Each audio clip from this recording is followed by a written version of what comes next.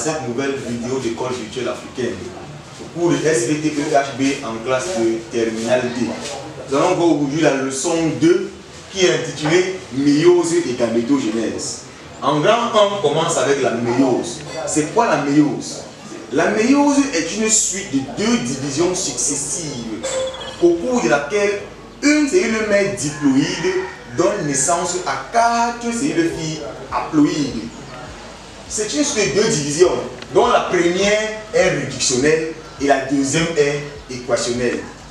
Une cellule mère diploïde, c'est-à-dire à 2 N chromosomes, subit deux divisions. La première division est réductionnelle. On obtient deux cellules qui ont N chromosomes, dont la première division a réduit le nombre de chromosomes. La deuxième division, elle est équationnelle. Elle permet de conserver le nombre de chromosomes.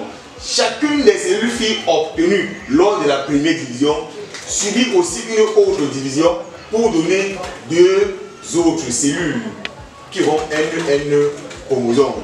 À la fin de la division, donc, qu'on appelle méiose, une cellule mère à 2 N chromosomes donne naissance à 4 cellules filles possédant chacune N chromosomes.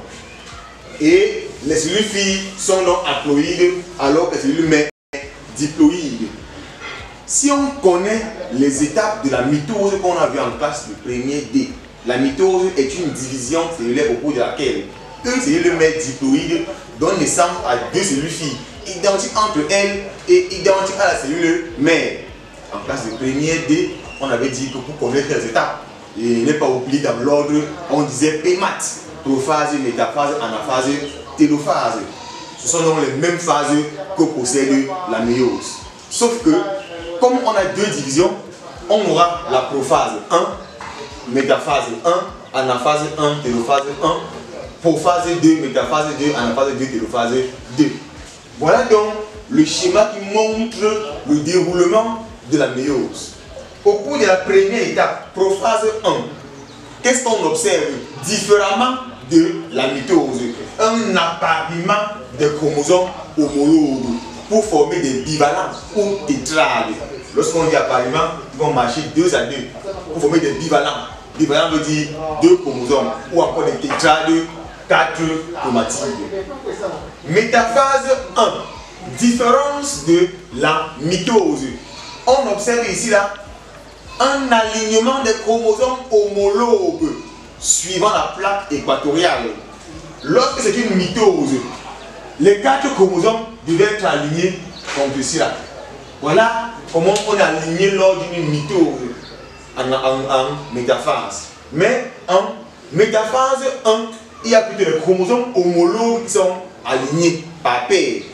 Et en aphase 1, on observe donc une ascension polaire des chromosomes, pas des chromatides, mais des chromosomes.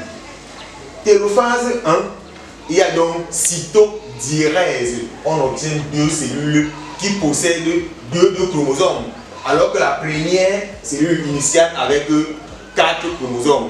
Donc, d'ici là, donc, on a notre division réductionnelle. Deuxième étape, la division équationnelle. On va en prophase 2. Les chromosomes se forment à nouveau et se déposent sur le fuseau achromatique. Ensuite, on a la métaphase 1. 2 autant pour moi. Il est important de noter ici que la deuxième division se déroule comme une mitose normale, comme étudié en classe de première D. On observe donc un alignement des chromosomes suivant la ligne équatoriale. Maintenant, des chromosomes, ce n'est plus chromosomes homologues comme dans la première étape. Alignement des chromosomes. Et en anaphase 2, il y a clivage des chromosomes au niveau du centromère et ascension polaire des brins de chromatide. Voilà comment est-ce qu'un chromosome se constitue. Ces 2 chromatides reliés par un centromère. En anaphase donc, il y a clivage. Ça va se couper et on aura 2 chromatides. C'est ça l'anaphase 2. Clivage des chromosomes au niveau du centromère et ascension polaire des brins de chromatide.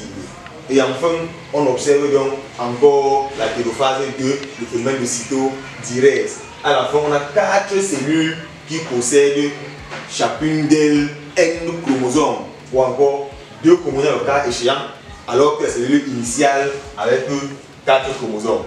Donc, d'ici jusque-là, on a donc notre division équationnelle qui permet de conserver le nombre de chromosomes. Voilà donc ce qui constitue le phénomène de méiose.